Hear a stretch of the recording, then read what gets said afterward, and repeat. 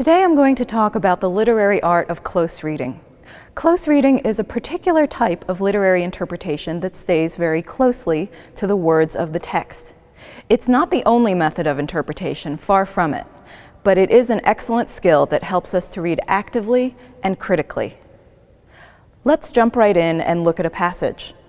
This is the opening of an extremely famous American novel. We're going to approach it without any frame of reference, so that the text itself is our only source.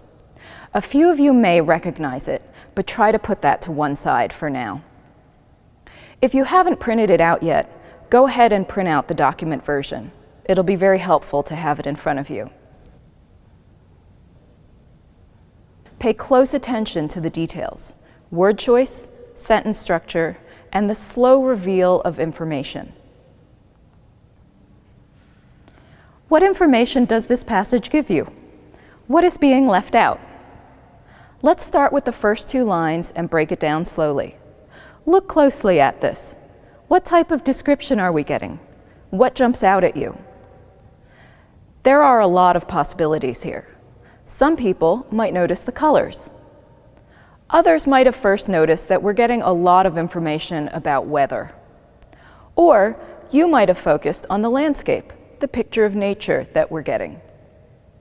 So let's start to pull all these different observations together to answer, what information are we being given? And more importantly, what effect does that create? Some information is deliberately being left out here. We know that it's late summer of that year. What year? What village is this? What river is this? This is being given to us almost in fairy tale language. Once upon a time in a kingdom far away. What we're getting instead of precise time and place is precise image and memory. We are getting very specific memories, a view of the river. Is it peaceful? Is it cheerful? Might it be both? Note how stark the language is here. We have no adverbs, we have no statements of emotion. In order to extract emotion and tone, we're going to have to read very closely and very carefully. Let's pause to ask the all-important question. Who is narrating this? And when is the narrator speaking from? What words here give you clues? The use of we implies that we have a first-person narrator. Now, it would be very unusual to have a plural first-person narrator, or rather a group of narrators speaking to us. So it's probably safe to assume that we have a singular narrator here telling us this story. The phrase, "that summer," implies a kind of distance, that this narrator is looking back, probably from a period of time, perhaps from some emotional distance. Identifying these elements helps us to understand why there's so much imagery and so little history. We're getting someone's remembrances of their time in the country, not a factual account. We could probably squeeze still more meaning out of these two sentences, but let's move on to the next two. What jumps out at you here? Take a moment. Troops. We had no warning of the mention of soldiers in the first two sentences. This tells us that this novel is probably set in a time of war. Now, we still have no definite historical markers, just troops marching down a road. So this could be any time or any place. It could even be a fantasy world. We have no idea. Looking at the second half of this passage, how have the language and imagery shifted?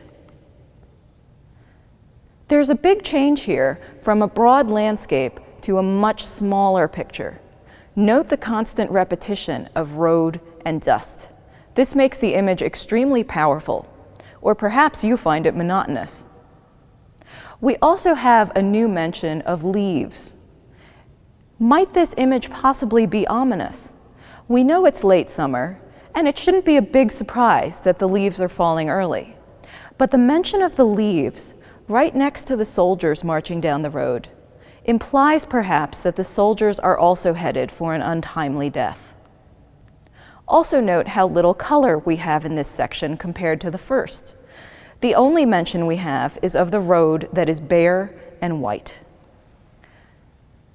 In the initial mention of the color white, the pebbles and boulders in the river are dry and white in the sun. It's a pretty description, contrasting nicely with the blue river. But now white is stark and bare. Some people might interpret this as a sudden switch. Others might find that it retroactively makes the first image of the river more threatening. In just 4 sentences, we've gone from a pleasant recollection of a summer vacation to the ominous prediction of war and death. And that indeed encapsulates the novel that we're looking at, because this is the opening passage of Ernest Hemingway's 1929 novel, A Farewell to Arms, commonly thought to be the greatest American novel to come out of World War I. This is a first edition of A Farewell to Arms, and it's held in the rare book collection of Wilson Library, right on UNC's campus. We also know that A Farewell to Arms is indeed told by a single narrator who's looking back from some distance on his experiences in the war. Hemingway's famous for his severe style. He doesn't use a lot of complicated figures or many literary allusions. This type of close reading that we've applied to Hemingway and these narrative techniques that we see him using can be used in any type of writing in any subject. Take a look at the strikingly similar opening of a much more recent piece of writing. This is the opening paragraph of the 9/11 report. It's the published report of the official U.S. government commission, which was charged with the investigation of the hijackings and attacks on September 11th, 2001. The report obviously foregrounds the date. We can't pretend that we don't know it. There are several similarities to Hemingway here. Notice the setup of the day. It's temperate, it's cloudless, it's pleasant. It could not have been better. And yet, it's still a typical day. People are working, people are running, they're touring the White House. Like Hemingway, this paragraph sets up a rhetorical reversal from the pleasantly ordinary to the tragically extraordinary. What kind of narrator are we working with? Unlike Hemingway, this is an omniscient narrator, all-knowing. He or she overlooks the entire United States and is a historically interested narrator, offering the significant landmarks, not random rivers and pebbles. So similar to Hemingway, this is a pleasant, perhaps ironic opening to a tragic episode. Practice your close reading on the second paragraph of A Farewell to Arms. Is Hemingway doing exactly the same thing in this paragraph, or might it be slightly different?